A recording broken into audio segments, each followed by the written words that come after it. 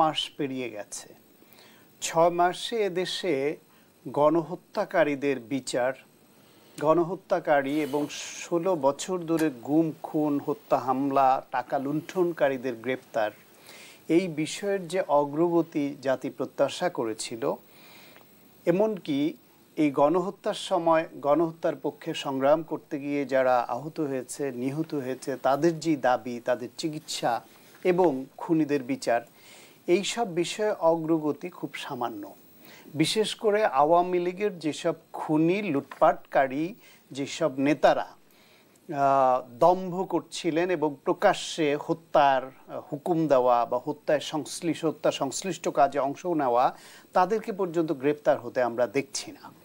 এমনকি যারা গ্রেফতার হয়েছে সেই মামলাগুলো এত দুর্বলভাবে সাজানো হয়েছে এবং ঢালাও মামলা দেয়া হয়েছে, সেটার তদন্ত প্রক্রিয়া এমনভাবে এগোচ্ছে যে তারা ঢালাওভাবেই আবার জামিন পেয়ে যাচ্ছে।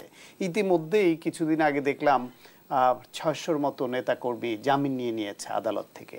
এখনো রক্তের দাগ শুকায়নি, তাহলে তারা জামিন পাচ্ছে। তাহলে কি মামলা হলো, কি তদন্ত হলো, কিসের ভিত্তিতে তারা গ্রেপ্তার হয়, কিসের ভিত্তিতে আগাম জামিন পায় কিংবা ধরা পড়ার পরে জামিন পায়? এর মধ্যে দেশের অর্থনৈতিক অবস্থা খুব বাজে পর্যায়ে গেছে। সামনে রোজা, এই মুহূর্তে ভবিষ্যতে দ্রব্যমূল্য কোন পর্যায়ে যাবে, মানুষের স্বস্তি এবং শান্তি কোন পর্যায়ে আসবে, আইন শৃঙ্খলা পরিস্থিতি কোথাও, এগুলো নিয়ে উৎকণ্ঠা তৈরি হয়েছে। সংস্কারের নামে সময়ক্ষেপণ করে মনোযোগ ওই দিকে দেওয়া হয়েছে, বেসিক কাজকে ক্ষুণ্ণ করা হয়েছে এবং তার প্রেক্ষিতে সুযোগ নেওয়া শুরু করেছে আবার পতিত ফ্যাসিবাদ গণহত্যাকারীরা। এই যে গতকাল যে ঘটনা ঘটল, শেখ হাসিনা বাংলাদেশে গণহত্যাকারী খুনি, আদালতের বিচারে কি হবে সেটা পরে বোঝা যাবে, কিন্তু আদালতের বিচার পর্যন্ত অপেক্ষা করবার প্রয়োজন নাই। এদেশের জন আদালতের রায়ে, এদেশের জনগণের বিবেক, জনগণের যে আদালত, সেখানে ইতিমধ্যে রায় প্রতিষ্ঠিত হয়ে গেছে যে শেখ হাসিনা গণহত্যাকারী এবং খুনি এবং পলাতক। সেইখানে পার্শ্ববর্তী একটা দেশ যারা বাংলাদেশে শেখ হাসিনাকে 16 বছর ধরে বৃত্তের মতো ব্যবহার করেছে, তাদের স্বার্থ উদ্ধার করবার জন্য পালিয়ে যাওয়ার পরেও সেই ভারত তাদের স্বার্থেই শেখ হাসিনাকে দিয়ে সুযোগ করে দিচ্ছে নানান রকম উস্কানিমূলক বক্তব্য দেওয়ার।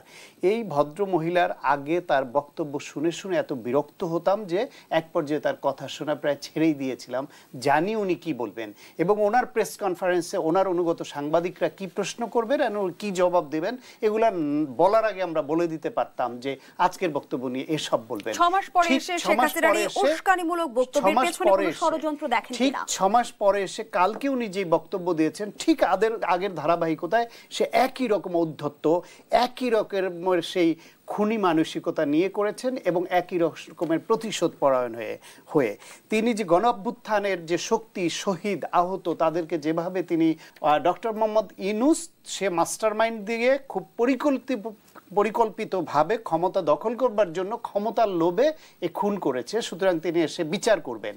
তার এই বক্তব্য আহত করেছে মানুষকে এবং তার ফলে কালকে 32 নম্বর আগে ভাঙচুর হয়েছে, অগ্নিসংযোগ হয়েছে, তারপরও 6 মাস ধরে কেউ ওখানে আর যায়নি। যেভাবেই দেখেন ওইটা একটা আমাদের ইতিহাসের অংশ ছিল, সেটা কালকে গুড়িয়ে দিয়েছে। এটা শেখ হাসিনা তাদের উপর, তার বাবার নামকে শেখ হাসিনা ডুবিয়েছে 16 বছর ফ্যাসিবাদীর কায়দায় শাসন চালিয়ে। এখন বাবার শেষ চিহ্নটাকে নিশ্চিহ্ন করবার জন্য শেখ হাসিনাই আবার সেই ব্যবস্থায় হাঁটলেন।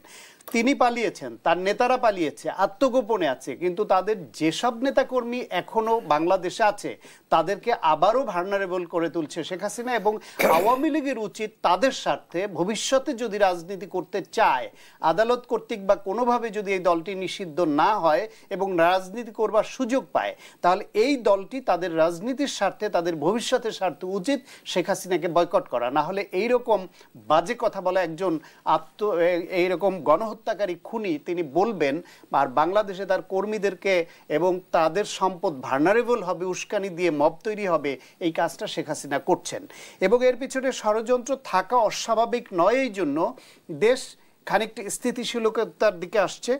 ভবিষ্যতে রাজনৈতিক দলগুলো নির্বাচন চাচ্ছে, সরকার বলছে কিছু সংস্কার করবে এবং রাজনৈতিক দলগুলোর সঙ্গে আলোচনা করে হয় এবছরের ডিসেম্বরের মধ্যে বা জানুয়ারির মধ্যে অথবা আগামী জুনের মধ্যে তারা একটা নির্বাচনের ব্যবস্থা নিবে।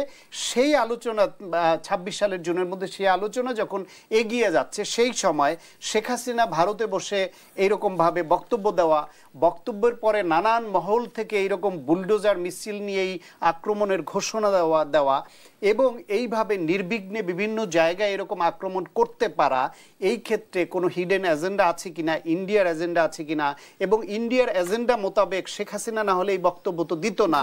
সেই অনুসারে বাংলাদেশের যে রিয়াকশন, দেশকে আইন শৃঙ্খলা রক্ষার মাধ্যমে আবার স্থিতিশীলতার দিকে নিয়ে গণতান্ত্রিক পদ্ধতিতে নির্বাচনের মাধ্যমে ক্ষমতা হস্তান্তরের দিকে এগিয়ে যাওয়া।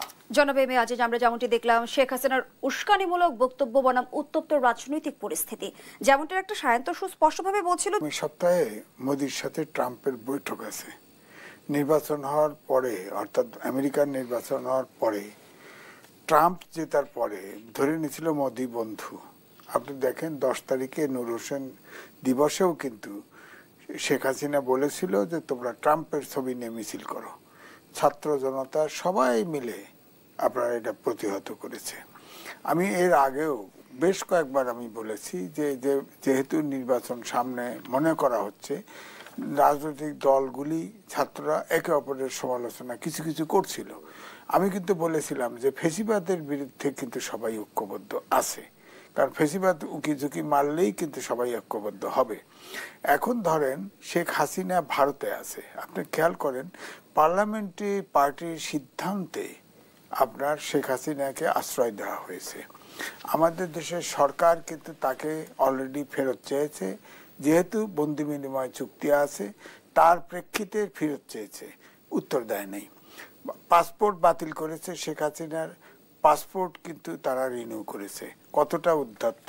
অর্থাৎ আমাদের সাথে ভারত সম্পর্ক রক্ষা করতে চায় এটা আমার কাছে মনে হয় না, কারণ ভারত বেসামাল হয়ে গেছে। এই জন্যই সর্বশেষ শেখ হাসিনা কিন্তু ট্রানজিটের নামে কিন্তু করিডোর চুক্তি করেছিল।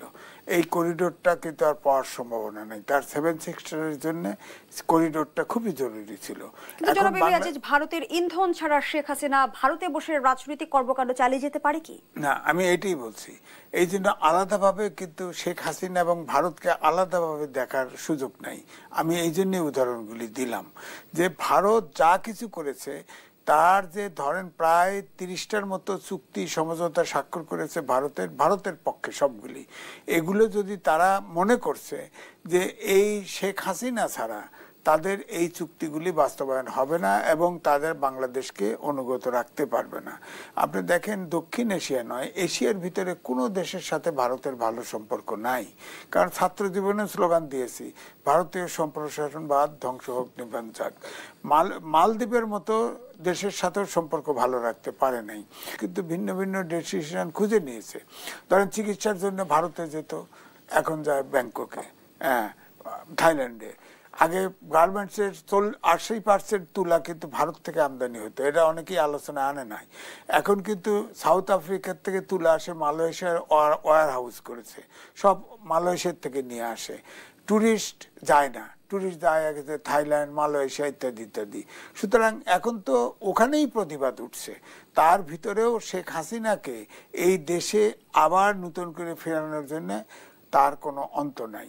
এছাড়া সামনে এখন ধরেন যে সামনে একটা নির্বাচনের ঘনঘটা মনে হচ্ছে, তা এখন ধরেন আমার কাছে অনুমান যে আমি কিন্তু 2018 সালের নির্বাচনের আগে যুগান্তরে লিখেছিলাম যে ভূ রাজনীতির ফাঁদে বাংলাদেশ।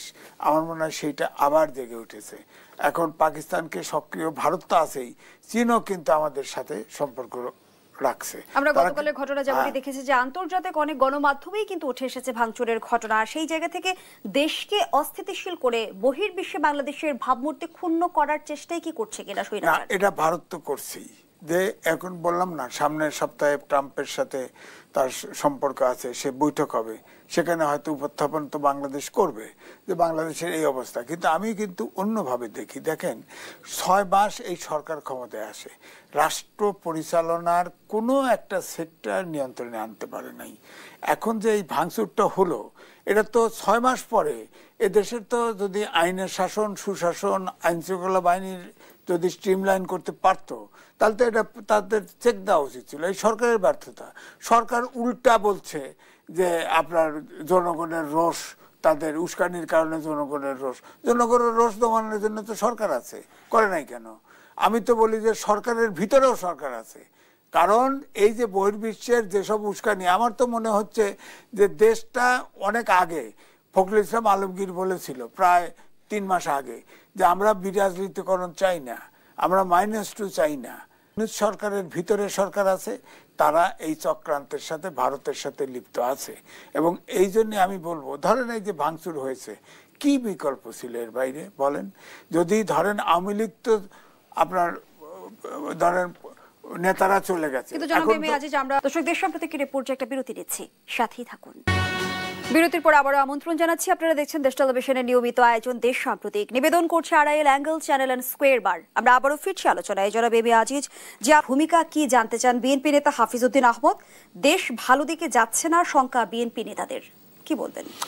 না দেখেন, হিটলার তার যে পতন হয়, তার দল কি আছে? মুসলিনি পতন হয়, তার কি আছে? বিশ্বে যত ফ্যাসিস্ট